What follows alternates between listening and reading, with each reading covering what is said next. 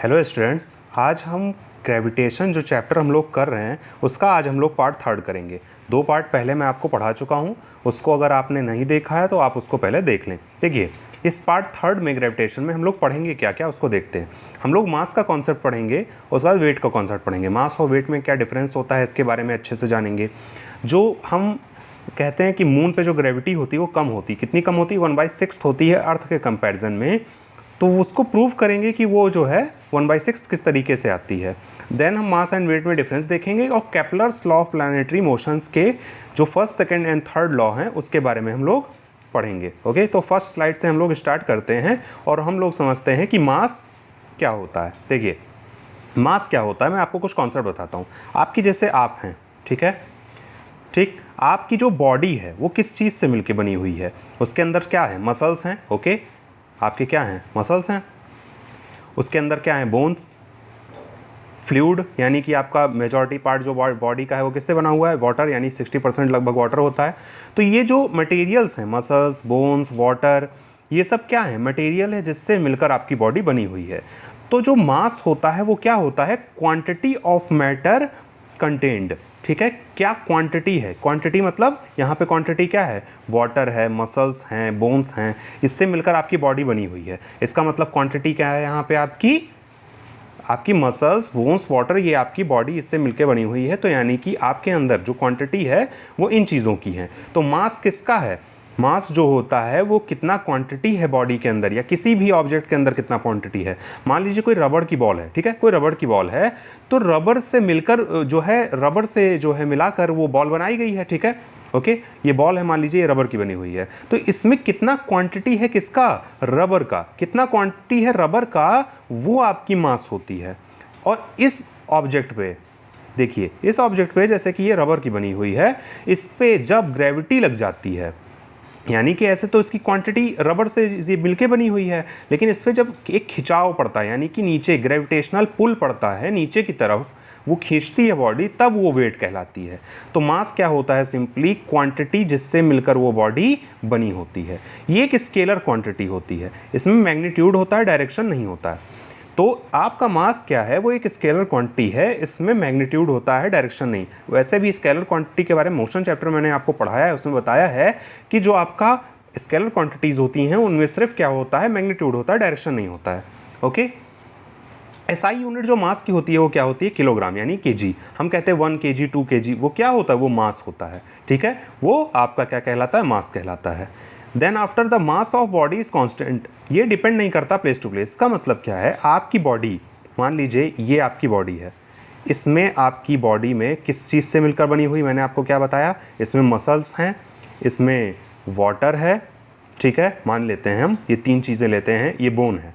ठीक है, अब आप अर्थ पे हैं इस समय, मान लीजिए आप अर्थ पे हैं, तो आपका जो आपके इसमें मसल्स होंगी या वाटर्स होगी, बोन्स होंगी। और आप अगर मून पे चले जाएं, मान लीजिए आप मून पे चले गए, तो वहाँ पर भी ये जो क्वांटिटीज़ हैं, बोन, वाटर और आपके मसल्स, ये सेम वही रहेंगे, ये चेंज नहीं होंगे। ऐसा नहीं होगा कि आपकी मान लीजिए यहाँ पर क्या कहते हैं, जो मसल्स हों, मान लीजिए आपकी मसल्स हैं, तो वो मसल्स वहाँ पर वो चीज़ जो है थिक हो जाएं या थिन हो जाएं, ऐसा नहीं होता। ठीक है, जो कंटेंट है या क्वांटिटी है बॉडी में वो वही रहेगा। मान लीजिए आपकी बोन्स जो है इतनी मोटी हैं, ठीक है, इसमें इतनी क्वांटिटी की बोन्स हैं, ऐसा हो जाए कि आप अगर मून पे जाएं और वो बोन क्या हो जाए, आपकी उसकी क्वांटिटी कम हो जाए, ऐसा नहीं होता है। ठीक है, तो मास क्या होता है, कभी हमेशा कांस्टेंट रहता है, वो कभी भी चेंज नहीं होता प्लेस टू प्लेस। यहाँ प्लेस टू प्लेस से मतलब ये है कि डिफरेंट जगह, जैसे कि हमने बताया था पोल्स पे ग्रेविटी ज़्यादा होती है और इक्वेटर पे ग्रेविटी कम होती है। ओके, ये चीज़ मैंने आपको बताई थी कि ग्रेविटेशनल जो है इनवर्सली प्रोपोर्शनल 1/r² होता है। ठीक है,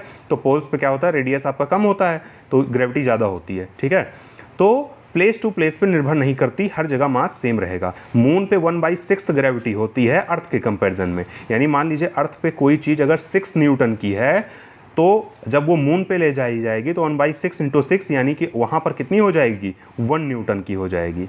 ओके, तो ये कांस्टेंट होती है, कभी भी चेंज नहीं होती है।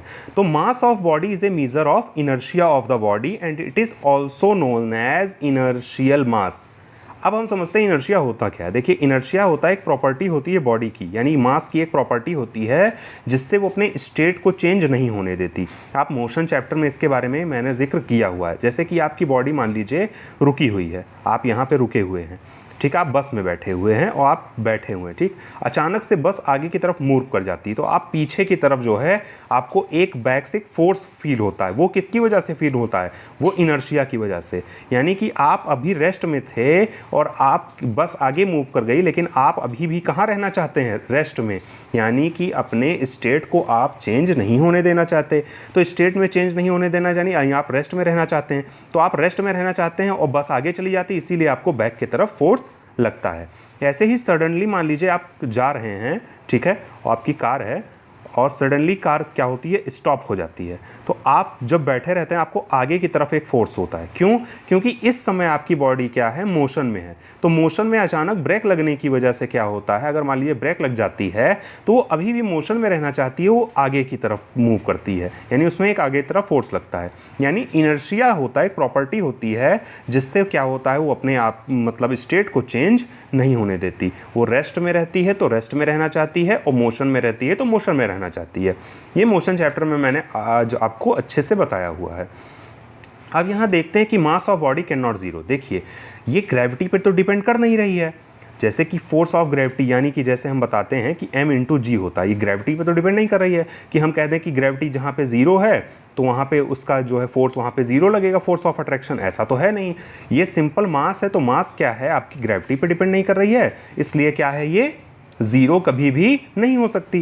ग्रेविटी ज़ीरो हो भी जाए लेकिन ज़ीरो, ये इसको ऐसे भी समझ सकते हैं कि मैंने आपको बताया आपकी जो बॉडी है मान लीजिए वो अर्थ पे है, इसमें मसल लिक्विड्स जिससे भी आपकी बॉडी मिलके बनी हुई है, अगर ये मून पे हम लोग चले जाएं, मान लीजिए इस समय हम मून पे चले जाएं तो भी आपकी बॉडी इन्हीं चीज़ों से मिलके बनी रहेगी। ऐसा नहीं होगा कि मान लीजिए आपके बॉडी में 5 to 6 लीटर्स लगभग मान लीजिए हैं, इसमें वाटर हैं, तो आप यहाँ पे जब मून पे जाएं तो आप 2 लीटर्स हो जाएं, ऐसा कभी नहीं होता। तो जो क्वांटिटी होती है वो हमेशा क्या रहती है? सेम रहती है, वो कभी भी चेंज नहीं हो सकती। इस बात को आप हमेशा याद रखिएगा। तो यहाँ से ये कॉन्सेप्ट बहुत अच्छे से आपका बिल्डअप हो गया होगा कि मास क्या होता है। बहुत अच्छे से मैंने समझाने की कोशिश की है। अब वेट क्या होता है? मैंने आपको इससे पहले वाले पार्ट सेकेंड में बताया था कि जब कभी भी बॉडी एक कोई ऑब्जेक्ट है जो अर्थ के ऊपर रखा हुआ है, मान लीजिए ये अर्थ सरफेस है, ये अर्थ सरफेस है और इस पर कोई ऑब्जेक्ट रखा हुआ है, तो वो नीचे की तरफ एक फोर्स लगता है। जो नीचे की तरफ फोर्स लगता है वो क्या होता है? m/g। वो फोर्स होता है क्या? m/g। वो कहाँ से आया था? मैंने आपको सेकंड पार्ट में बताया, थोड़ा सा मैं बता देता हूँ कि जो बॉडी होती है उस पर नीचे की तरफ क्या होता है? एक्सेलरेशन ड्यू टू ग्रेविटी लगती है। हमेशा एक फोर्स ऑफ अट्रैक्शन लगता है बॉडी के ऊपर, जिसकी वजह से, फोर्स लगने की वजह से क्या होता है? किसी भी बॉडी पे फोर्स लगाएंगे तो उसमें क्या जनरेट होगा? एक्सेलरेशन जनरेट होगा। तो एक्सेलरेशन डाउनवर्ड लगता है, ओके। तो इसीलिए F = ma की जगह पे हम लोग क्या कर देते हैं? वो फोर्स इक्वल्स टू क्या हो जाता है? m/g, okay. ये बात आप याद रखिए, ठीक है। अब देखिए फोर्स ऑफ अट्रैक्शन जो होता है अर्थ का बॉडी के ऊपर, वही क्या कहलाता है? वेट। यानी कोई बॉडी है वो अर्थ सरफेस पे रखी हुई है, तो जो डाउनवर्ड डायरेक्शन में उस पर फोर्स m/g लग रहा है, क्या ये कौन सा फोर्स है? ये ग्रेविटेशनल ऑफ अर्थ की ग्रेविटी के कारण जो फोर्स लगता है और जिसको कि फोर्स ऑफ अट्रैक्शन कहते हैं, जो कि न्यूटन्स लॉ ऑफ ग्रेविटेशन में हमने पढ़ा था। इस फोर्स से बॉडी क्या करती है? नीचे की तरफ अट्रैक्ट होती है अर्थ से। ये सेकंड पार्ट में मैंने पढ़ाया था। तो जो फोर्स होता है वो क्या होता है? मास इंटू एक्सेलरेशन m/g, और वही क्या कहलाता है? वेट कहलाता है। तो जो फोर्स ऑफ अट्रैक्शन है वही क्या है? वेट।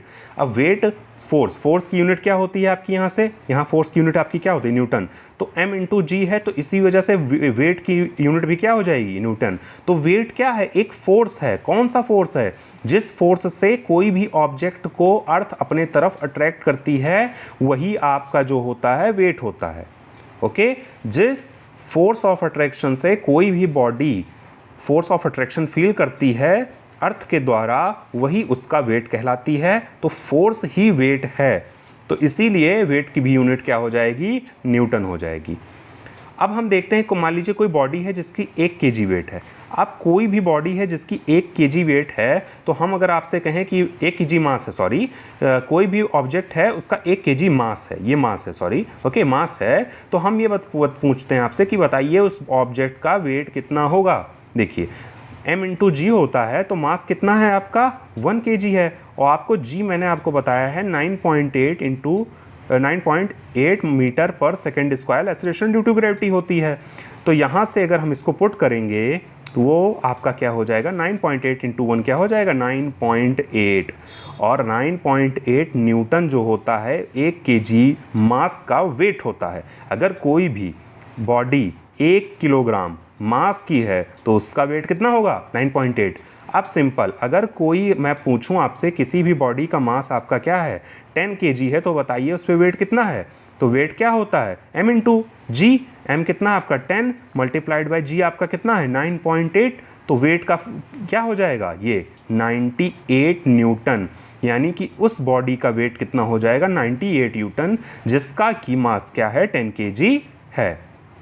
सिंपल यहाँ पे हम लोग देखते हैं कि कोई एस्ट्रोनॉट है ये वेटलेस फील करता है, क्यों? क्योंकि वहाँ पे क्या है जी इक्वल्स टू क्या है 0 है, जी 0 है तो वेट क्या होता है m इंटू जी। m मान लीजिए इस ऑब्जेक्ट का मास मान लीजिए आपका क्या है 100 kg है, मान लेते हैं 100 kg है, तो 100 इंटू 0 हो जाएगा, तो वो वेट क्या हो जाएगा 0, इसी को हम वेटलेस कहते हैं, वेटलेस। ओके, तो ग्रेविटी जीरो होने की वजह से वेट जीरो हो सकता है, लेकिन मास कभी भी जीरो नहीं हो सकता। मास क्या है, उसके अंदर जितनी क्वांटिटी से वो बना हुआ है, बॉडी जिस चीज़ से बनी हुई वो जीरो थोड़ी ना हो जाएगी। अगर मान लीजिए मैं आपसे कहूँ कि आपके बॉडी में 5 लीटर्स पानी है और आप मून पे गए और आपकी 5 लीटर्स पानी की जगह सिर्फ 5 ml पानी बचे, तो क्या आप जिंदा रहेंगे? नहीं रहेंगे। तो ठीक है, तो वेट आपका जीरो हो सकता है, मास आपका जीरो नहीं हो सकता।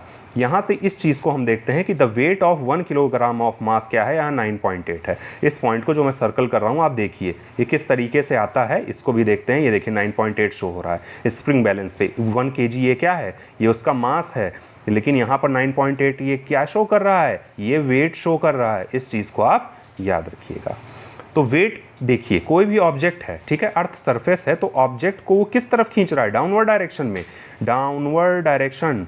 और फोर्स ऑफ अट्रैक्शन, जैसे अर्थ है आपकी, ये कोई बॉडी है, तो इसको वो अपने सेंटर की तरफ खींचती है। किस तरफ खींचती है, सेंटर। मैंने बताया था कि जो आपकी नॉर्मली जो दो ऑब्जेक्ट होते हैं, फोर्स किससे, सेंटर टू सेंटर के अलॉन्ग लगता है। तो ऐसे ही देखेंगे तो ये मान लीजिए अर्थ है, तो ये कोई ऑब्जेक्ट है, तो इसके भी सेंटर से इसके सेंटर के डायरेक्शन में फोर्स लगेगी, ठीक है, सेंटर टू सेंटर लगती है, मैंने आपको बताया हुआ है। तो ये चीज़ आपको यहाँ से समझ में आ जानी चाहिए। तो ये आपका अगर डाउनवर्ड डायरेक्शन में लगेगा, तो अब बताइए वेट के पास क्या है, मैग्नीट्यूड है, और डाउनवर्ड डायरेक्शन में लग रहा है, तो इसके वजह से उसमें क्या आ गया, डायरेक्शन आ गया। तो वेट क्या है, एक वेक्टर क्वांटिटी है, इस चीज़ को आप याद रखिएगा। तो वेट ऑफ ए बॉडी वो हमेशा डाउनवर्ड डायरेक्शन में एक्ट करती है, यहाँ पे डायरेक्शन आ जाता है, इसलिए वो कैसी क्वांटिटी है, वेक्टर। वेक्टर क्वांटिटी वो क्वांटिटीज़ होती हैं जिनका मैग्नीट्यूड भी होता है और डायरेक्शन भी होता है, सिंपल। ओके, तो वेट ऑफ बॉडी जो है डाउनवर्ड डायरेक्शन में एक्ट करती है, ये कांस्टेंट नहीं होती है। मैंने आपको क्या बताया कि आप स्पेस में चले गए, वहाँ ग्रेविटी क्या है, जीरो है, तो वेट आपका क्या होता है, m इंटू जी। मास आप मान लीजिए आपका 10 kg है, तो जीरो क्या आ जाएगा, वेट जीरो आ जाएगा, ठीक है, वेट क्या आ जाएगा, जीरो आ जाएगा। यानी ये स्पेस, ये आपकी कांस्टेंट नहीं होती है, प्लेस टू प्लेस वेरी करती है। मान लीजिए आप मून पे चले गए, आपकी यहाँ पे ग्रेविटी कितनी है 9.8, ठीक है, वहाँ पर 1/6 होती है, तो मान लीजिए आपका यहाँ पर वेट कितना आता है, यहाँ आपका 60 न्यूटन वेट आता है। तो जब आप मून पे जाएंगे तो 1/6 तो हो जाएगा, 1/6 इंटू 60 क्या आता है 10। आपका मून पे कितना वेट शो होगा, 10 न्यूटन शो होगा मून पे, क्योंकि 1/6 होती है ग्रेविटी। इस बात को आप याद रखिएगा। अब इसी चीज़ को मैं यहाँ प्रूव करने की कोशिश करूँगा कि ये 1/6 जो मैं बार बार बोल रहा हूँ कि मून पे जो वेट है आपका 1/6 हो जाता है, वो कैसे हो जाता है, इस चीज़ को हम यहाँ से समझते हैं। देखिए 1/6 हो जाता है। हम ये चीज़ जानते हैं न्यूटन्स लॉ ऑफ ग्रेविटेशन, जो मैंने अभी आपको सेकंड पार्ट में पढ़ाया हुआ है शायद, तो उस चीज़ को आप फिर से जाइएगा, दोनों पार्ट देख लीजिएगा। उसमें देखिए मैंने पढ़ाया क्या है, उसमें मैंने फोर्स का फॉर्मूला क्या बताया था, G, ठीक है, M1 M2 अपॉन r², ठीक है। अब मान लीजिए मून पे हम चले गए, मून पे WM, M मतलब मून, ओके, तो इस समय G तो G रहेगा, कैपिटल M क्या है, ये मास ऑफ मून है, ये क्या है, मास ऑफ मून है, और मेरा मास कितना है, स्मॉल m है, और जो मून का रेडियस है वो कितना है, r है। ओके, ये चीज़ समझ में आ गई। तो ये G mm मतलब समझ में आ गया। इसमें कैपिटल M क्या है, ये मास ऑफ मून है, स्मॉल m क्या है, ऑब्जेक्ट, यानी जी मैं मान लो मून पे चला गया तो मेरा स्मॉल m मास है, और क्योंकि ये देखिए मून के ऊपर रखा है, मान लीजिए मून है, मून के ऊपर ही यहीं रखा रहेगा, तो जब सेंटर टू सेंटर डिस्टेंस मिलाएंगे तो वो क्या रेडियस ऑफ मून के बराबर ही होगा सेंटर टू सेंटर डिस्टेंस। तो यहाँ से ये बात आपको समझ में आ गई होगी। अब WM हमने निकाल लिया। अब हम देखते हैं कि मान लीजिए रेडियस ऑफ मून अर्थ थी, तो रेडियस ऑफ अर्थ जो नॉर्मली होती है वो मून के कितना होती है, 4 टाइम्स होती है। ये याद रखिए आप, 4 टाइम्स होती है। क्या, यानी रेडियस ऑफ अर्थ, अगर हम रेडियस ऑफ अर्थ की बात करें तो वो क्या है, यहाँ पे 4r है। Okay, now taking mass of earth, और मास ऑफ अर्थ, जो मास ऑफ अर्थ है वो क्या है, वो 100 टाइम्स है m के। कैपिटल M मैंने आपको क्या अभी बताया है, ये मास किसका है, मून का है। ओके, तो मून के मास के 100 टाइम्स अर्थ का मास हो गया। अब इसको हम न्यूमेरिकल्स में देखते हैं कि किस तरीके से ये किया गया है। ठीक है, अब वेट ऑफ जो बॉडी है मून के ऊपर, इसमें क्या लिखा गया है, G capital M small m upon r²। अब अगर हम अर्थ पे देखेंगे तो क्या होता है, इसी के कंपैरिजन में अर्थ का जो देखेंगे तो वो 100 m होता है, यानी कि अर्थ का मास 100 m, और हम तो स्मॉल m छोटे हैं ही। ओके, और क्या है यहाँ पे r की जगह क्या हो जाएगा, क्योंकि मून के कंपैरिजन में अर्थ का क्या होता है, 4r होता है। इस चीज़ को हम डिवाइड कर देंगे। ओके, यही चीज़ आपके इसमें शो हुई है, मैं आपको यहाँ समझाता हूँ। ये देखिए वेट यहाँ से आ गया, ये आपका अर्थ पे वेट कितना आया, 100 m आया, कहाँ से आया ये आपको पता चल गया। ये 64r² कहाँ से आया ये आपको पता चल गया। ठीक है, अब हम मान लीजिए इक्वेशन 1 और 2 को अगर हम डिवाइड कर देते हैं तो क्या होता है, तो WM अपॉन WE, WM आपका क्या है देखिए, यानी mass on earth, G into 100 of capital M small m। Okay, देखते जाइए आप, G into 100 M capital M, और क्या है आपका 16 ऑफ R का whole square divided by, whole divided ये मेन वाला है, ये वाला डिवाइड। ओके, अब यहाँ से क्या आएगा, वेट, सॉरी में वेट ऑन मून है, weight on moon upon weight on earth. तो वेट ऑन मून क्या आपका था, कैपिटल M अपॉन r², और वेट ऑन अर्थ क्या है, वेट ऑन अर्थ क्या है आपका यहाँ पे, weight on earth G into 100 m है, यहाँ पे स्मॉल m है, अपॉन 16r²। ठीक है, ये सबसे ऊपर चला जाता है मल्टीप्लाई होके, ये सबसे ऊपर चला जाता है, ये यहाँ पे आ जाता है, तो इसको हम करेंगे तो क्या आ जाएगा यहाँ से। ठीक है, G capital M small m upon r², जो 16r² है वो सबसे ऊपर चला जाएगा, और इसके नीचे क्या आ जाएगा आपका, इसके नीचे आ जाएगा G into 100 of M into small m। अब ये G और G कैंसिल हो जाएगा, capital M cancel, small m cancel, r² cancel, तो बचा क्या 16 अपॉन 100। इसको अगर हम 4 से काट दें, 4 और 4 25, हम इसको अप्रॉक्सीमेटली 4 1 जा 4 6 होता है, 4 6 जा 24 होता है, अप्रॉक्सीमेटली देखें तो 1/6 आया। तो अप्रॉक्सीमेटली जो ये 1/6 आया, तो ये क्या है, weight of moon upon weight on अर्थ। ठीक है, तो अब इस चीज़ को इधर ले आएंगे तो क्या हो जाएगा, weight on moon equals to 1/6 times of weight on earth. यानी अर्थ पे वेट अगर मान लीजिए किसी बॉडी का 60 न्यूटन है, तो मून पे कितना हो जाएगा, 1/6 into 60 equals to 10 newton. Okay, I hope आपको समझ में आया होगा, बहुत ईजी वे में मैंने इसको समझाने की कोशिश की है। ओके, अब यहाँ पे वही चीज़ जो मैंने अभी आप तक आपको पढ़ाई, उसी चीज़ को मैंने यहाँ पे लिखा कि मास और वेट में अंतर क्या होता है। तो मास किसी भी ऑब्जेक्ट का क्या होता है, उसके अंदर जितना भी मैटर होता है वो उसका मास होता है। इसकी SI यूनिट क्या होती है, kg होती है। मास ऑब्जेक्ट का कांस्टेंट होता है, यानी कि ये ग्रेविटी पे डिपेंड नहीं करता, ग्रेविटी पे डिपेंड नहीं करता, इसलिए आप यहाँ पर जितना मास है आपका मून पर भी उतना ही मास होगा। मास ऑफ ऑब्जेक्ट कभी भी जीरो नहीं हो सकता। मान लीजिए आप G = 0, अगर मान लीजिए आप ब्रह्मांड में चले जाते हैं, ऊपर चले जाते हैं यानी कि स्पेस में, तो आपकी G = 0 हो जाता है, लेकिन फिर भी आपका मास क्या है, जीरो नहीं होता, क्योंकि वो क्वांटिटी बताता है, क्वांटिटी थोड़ी ना जीरो हो जाएगी। ओके, अब यहाँ से हम समझते हैं वेट के, वेट क्या है, वेट भी किसी भी ऑब्जेक्ट का, मैं इसको मूव कर देता हूँ थोड़ा, यहाँ से देखते हैं। जगह weight of A object is the force with which matter content in it, यानी कि कोई भी ऑब्जेक्ट के ऊपर कितना फोर्स अर्थ अपने तरफ लगा रही है, वही क्या होता है, वही क्या होता है आपका सेंटर तरफ अर्थ की तरफ जो लगाती है वही आपका क्या होता है, वेट होता है। एसआई यूनिट क्या होती है, न्यूटन, क्योंकि वेट क्या है, एक फोर्स है। वेट क्या है, एक फोर्स है जिससे वो बॉडी को अपने नीचे की तरफ पुल करती है, ओके, अट्रैक्ट करती है, ओके। तो weight of an object is not constant, हाँ जी के ऊपर डिपेंड करती है, कहीं जी 0 हो जाएगा तो वेट भी 0 हो जाएगा। जी मून पे 1/6 होता है तो हमारी बॉडी का भी वेट क्या होता है 60 kg, 60 न्यूटन का अगर हम यहाँ पे वेट है मेरा अर्थ पे तो वहाँ क्या हो जाता है 10 न्यूटन हो जाता है, okay, simple. Weight of earth can be 0, हाँ ठीक है, वेट 0 से जी इक्वल टू 0 होगा तो वेट क्या हो जाएगा आपका 0 हो जाएगा। तो चेंज करता है एक्सीलरेशन ड्यू टू ग्रेविटी के कारण, तो जहाँ जी 0 होगा वहाँ वेट क्या हो जाएगा आपका 0 हो जाएगा, ओके। नेक्स्ट हम देखते हैं कि Kepler's law of planetary motion क्या होता है, ओके। केपलर्स लॉ, देखिए केपलर एक एस्ट्रोनॉमर थे, उन्होंने क्या किया था, उन्होंने एक जो है मोशन ऑफ प्लैनेट्स, यानी जो अर्थ के चारों ओर प्लैनेट्स घूम रहे हैं, जैसे मरकरी, वीनस, अर्थ, मार्स, जुपिटर, सैटर्न, तो ये सब क्या है, ये प्लैनेट्स हैं जो कि अर्थ के चारों तरफ सन के तरफ चारों तरफ घूम रहे हैं। तो इनके मोशन को उन्होंने डिफाइन किया था, इसीलिए इसको क्या बोला जाता है, Kepler's law of planetary motion भी बोला जाता है, okay. Kepler's law of planetary motion भी इसको बोला जाता है। और ये जो लॉ होता है, यानी कि जो केपलर्स जी ने ये लॉ दिया था, वो सैटेलाइट्स के ऊपर भी अप्लाइकेबल होता है। यानी मून क्या है, अर्थ की एक नेचुरल सैटेलाइट है जो कि जो है 27 डेज में एक चक्कर लेती है अर्थ का, ये आपको पता है ना, 27 डेज में लेती है, ओके। और वो जो रोटेट करती है चारों तरफ अर्थ के, वो भी 27 डे और रिवॉल्व करती है, मे बी वो भी 27 डेज में ही एक रिवोल्यूशन से, अर्थ 24 आवर्स में एक रिवॉल्व कर लेती है, मून 27 डेज में शायद रिवॉल्व करता है एक साथ, ओके। और रोटेट भी 27 डेज में करता है अराउंड अर्थ, ओके। कुछ एक्स्ट्रा पॉइंट्स थे मैंने आपको बता दिए।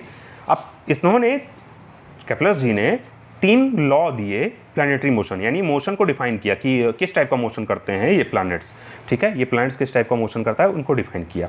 अब वो कैसे, देखिए फर्स्ट लॉ ऑफ जो होता है इसका केपलर्स का, वो क्या बताता है, वो ये बताता है कि कोई भी प्लैनेट है, यहाँ से देखिए कोई भी प्लैनेट है, ये क्या होता है, अर्थ के चारों तरफ एक एलिप्टिकल पाथ में मूव करता है। एलिप्टिकल पाथ कौन सा पाथ होता है, देखिए ये सर्कुलर पाथ हो गया, ओके।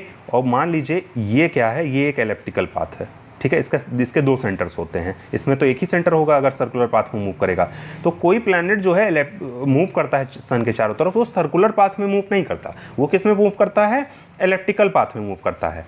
और इसके जो सेंटर्स कह सकते हैं, सेंटर या फोकस होते हैं, एलिप्टिकल पाथ के 2 फोकस होते हैं। 2 फोकस में से एक फोकस पे क्या रहता है, सन रहता है, एक फोकस पे क्या रहता है, सन रहता है। तो ये लॉ बताता है कि जो प्लैनेट्स अर्थ सन के चारों तरफ मूव करते हैं वो इलिप्स यानी इलेप्टिकल पाथ में, ओवल शेप, ओवल यानी अंडाकार, ओके, ओवल शेप में समझ लीजिए ये मूव करते हैं, ये एग्जैक्टली सर्कुलर नहीं मूव करते, ठीक है। इसीलिए कहीं सर्कुलर मूव करेंगे तो एक ही सेंटर होगा, यहाँ पे देखिए 2 फोकस हैं, ओके। तो इलेप्टिकल पाथ और है 2 फोकाई, फोकाई मतलब फोकस का प्लूरल फॉर्म होता है foci, okay. And sun is one of the 2 focus, और सन कहाँ पे होता है, किसी एक फोकस के ऊपर होता है। ये बहुत जो है इजी था इस चीज़ को आपको समझना। ये मैंने यहाँ पे डायग्राम बता दिया है। इलेप्टिकल ऑर्बिट होता है, ऑर्बिट यानी ऑर्बिट क्या होता है, ऑर्बिट वो चीज़ होती है यानी कि जो पाथ होता है जिस पे प्लैनेट मूव करता है, पाथ मतलब रास्ता, वो रास्ता जिस पे प्लैनेट मूव करता है, वो रास्ता जिस पे प्लैनेट मूव करता है उसको क्या बोलते हैं, उसको वो हम ऑर्बिट बोलते हैं, उस प्लैनेट का ऑर्बिट बोलते हैं, ओके।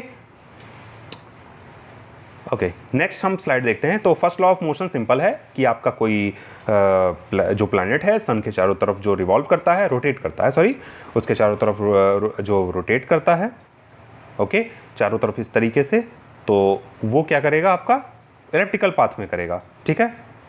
अराउंड सन जो है वो इलेप्टिकल पाथ में करेगा। ये आपका फर्स्ट लॉ हो गया। सेकंड लॉ क्या कहता है, देखिए सेकंड लॉ क्या कहता है कि आपका जो प्लैनेट है, देखिए यहाँ पे क्या है, मान लीजिए प्लैनेट टी टाइम में, समझते हैं, मान लीजिए टी टाइम है, यहाँ पे देखिए रास्ता छोटा हो गया, ठीक है। अगर मैं आपसे कहूँ कि इसको मैं आपको समझाने की कोशिश करता हूँ ब्लैंक साइड पे, मान लीजिए ये स्क्वायर है, ओके, और ये छोटा सा स्क्वायर है। आपकी स्पीड मान लीजिए मैं कह दूँ कि 10 मीटर पर सेकंड है, हाँ ठीक है भाई, हाँ ठीक है। आप मान लीजिए कहते हैं कि ये एक स्क्वायर है और ये एक स्क्वायर है। मैं कहता हूँ कि आप एक काम करिए, ये आपका रास्ता है, यहाँ से पहुँच के ए पॉइंट से और बी पॉइंट तक जाना है इधर की तरफ, ओके, और यहाँ से ए पॉइंट से बी पॉइंट तक जाना है ऐसे इधर से, ओके, होते हुए। तो आप बताइए ये रास्ता लंबा है, ये रास्ता लंबा है, आप जल्दी किस में पहुंच जाएंगे? अगर मान लीजिए आपने स्पीड आपने मेंटेन रखी, एक ठीक ठाक स्पीड मेंटेन रखी, तो आप ये रास्ता छोटा है, आप जल्दी पहुंच जाएंगे। यानी कि आप क्या करेंगे, इस चीज़ में आपकी क्या हो जाएगी, हम इसको प्लैनेट्स के हिसाब से समझा रहे हैं कि यहाँ पे आप अपनी स्पीड बढ़ा के यहाँ पे पहुँच जाते हैं। इस चीज़ को अब यहाँ से समझते हैं हम लोग। देखिए इसमें क्या कहा जाता है, Kepler's second law of states that एक अर्थ जो है रिवॉल्व करती है राउंड चारों तरफ जो होता है वो रिवोल्यूशन होता है, रोटेशन होता है अपने एक्सेस पे। ओके, तो रिवॉल्व करती है, जो कोई प्लैनेट चारों तरफ रिवॉल्व करेगा, line joining of planet sun sweeps equal area in equal time of interval. यानी कि एक समय में मान लीजिए ये यहाँ से मूव की, मान लीजिए ये यहाँ से 20 डेज में मूव की, इतना देर, यानी टाइम फिक्स है। यहाँ से यहाँ आने में भी इसको कितने दिन लग रहे हैं, 20 डेज लग रहे हैं। तो अगर मान लीजिए इसको ज़्यादा नहीं चलना पड़ेगा, अगर एरिया ये कहता है कि इक्वल टाइम में वो इक्वल एरिया कवर करती है, इक्वल टाइम में इक्वल एरिया, तो इक्वल एरिया कवर करना है तो देखिए ये एरिया इतना है, ठीक है। अगर यहाँ पर आपको एरिया सेम लेना है तो आपको ज़्यादा ट्रेवल करना पड़ेगा कि नहीं? क्यों? क्योंकि मान लीजिए ये एरिया देखिए इतना ज़्यादा है, यहाँ पे इतना एरिया है और आपको इसके इक्वलेंट यहाँ चाहिए, तो आपको ज़्यादा एरिया अगर कवर करना है, सेम एरिया, तो आपकी स्पीड क्या होनी चाहिए? ज़्यादा होनी चाहिए। तो इसमें मैं यही समझाने की कोशिश कर रहा हूँ केपलर सेकंड लॉ में कि आपको अगर equal area in equal time interval करना है तो उसका मतलब ये होता है कि आपकी जब प्लैनेट जो होता है रिवॉल्व करता है, जब वो सन के पास में होता है तो उसकी स्पीड ज़्यादा होती है। अगर उसकी स्पीड ज़्यादा होगी तभी वो जो है इतना एरिया उतने ही टाइम, मतलब 20 डेज़ में ये भी कर रहा है और 20 डेज़ में इसको भी करना है, सेम एरिया। अगर सेम एरिया कवर करना है दोनों को 20 डेज़ में, तो इसके लिए इसको क्या करनी पड़ेगी, स्पीड आपको बढ़ानी पड़ेगी। यानी कि प्लैनेट जो होती हैं, अगर वो जो होते हैं अगर सन के पास चले जाते हैं तो वो फास्टर मूव करते हैं, और जब दूर होते हैं सन से तो वो स्लोअर मूव करते हैं। यही Kepler's law of second law of Kepler's है। इस चीज़ को आप समझ गए होंगे। नेक्स्ट हम देखते हैं Kepler's third law. Kepler's third law होता क्या है, ठीक है, इसके बारे में हम 11th क्लास में अच्छे से डिटेल से हम लोग समझते हैं, लेकिन यहाँ पर आप जो है इसका बेसिक पॉइंट खाली समझ जाइए, ठीक है। इसमें क्या कहता है कि cube of mean distance of planet from the sun is directly proportional to the square of times it takes move around sun. यानी कि आपका जो ये आर है, आर क्या है, मीन डिस्टेंस है किसके बीच में, अर्थ, आपका मान लीजिए अर्थ की बात करते हैं, चलिए एक प्लैनेट लेते हैं अर्थ, तो अर्थ और सन के बीच में जो आपका मीन डिस्टेंस है उसका आप क्या कर दीजिए, क्यूब कर दीजिए, तो वो डायरेक्टली प्रोपोर्शनल होता है किसके डायरेक्टली प्रोपोर्शनल होता है, time it takes to move around sun. यानी सन के चारों तरफ चक्कर लगाने के लिए जितना टाइम, कितना टाइम हम लोगों को लगता है, हम लोगों को 365 डेज लगते हैं। ओके, तो आपका जो मीन डिस्टेंस है वो आपका किसके प्रोपोर्शनल हो गया, वो आपका टी स्क्वायर के प्रोपोर्शनल हो गया। ये चीज़ आप समझ जाइए। ओके, यानी R cube is directly proportional to T square. Okay, अब इस चीज़ को हम यहाँ से समझते हैं, इस चीज़ को नीचे ले आएँ तो क्या हो जाएगा, R cube divided by T square, इधर क्या है, कुछ नहीं है, तो ये क्या है, कांस्टेंट है। ओके, आर क्या है, mean distance of planet from sun. देखिए ये आपकी मान लीजिए यहाँ पर प्लैनेट है, फिर यहाँ पर पहुँची, यहाँ पर पहुँची, यहाँ पर पहुँची, इन सारे डिस्टेंस का क्या ले लेंगे हम, मीन ले लेंगे, वही आर होता है। मीन ले लेंगे सारे डिस्टेंस का, वही आर होता है। तो आपका जो आर क्यूब है वो डायरेक्टली प्रोपोर्शनल टी स्क्वायर, ठीक है। अब किसी प्लैनेट का मान लीजिए टाइम पीरियड ज़्यादा है, सन के चारों तरफ चक्कर लगाने का टाइम पीरियड ज़्यादा है, तो इसका मतलब हम समझ सकते हैं कि उसका जो मीन डिस्टेंस होगा सन से वो भी क्या होगा, ज़्यादा होगा। या हम उल्टा ऐसा कह सकते हैं कि अगर किसी प्लैनेट का मान लीजिए जैसे अर्थ है, जैसे मरकरी है, सन है, ये मरकरी है, यहाँ पे हो गया, ये मरकरी है, ये वीनस है, ये अर्थ है, ठीक है। अब अर्थ 365 डेज लेती है, ठीक है, लेकिन वीनस कम टाइम लेता है, मे बी ये शायद 88 डेज लेता है, ठीक है, मरकरी। तो ये सन के पास है, यानी कि आर की वैल्यू क्या है, कम है, तो इसीलिए इसको 88 डेज लगते हैं सन के चारों तरफ रिवॉल्व। और सन अर्थ का क्या है, अर्थ दूर है तो उसको 365 डेज लगते हैं। यही चीज़ यहाँ पर इन्होंने बताई है। आई होप आपको ये पॉइंट सारे समझ में आए होंगे। और हम नेक्स्ट एक और इसका पार्ट आएगा, पार्ट 4 आएगा, और पार्ट 4 में यहाँ ग्रेविटेशन आपका क्या हो जाएगा, एंड हो जाएगा। ओके, तो नेक्स्ट लेक्चर में मिलते हैं पार्ट 4, और वहाँ पे आपका ग्रेविटेशन आपका एंड हो जाएगा। Thank you.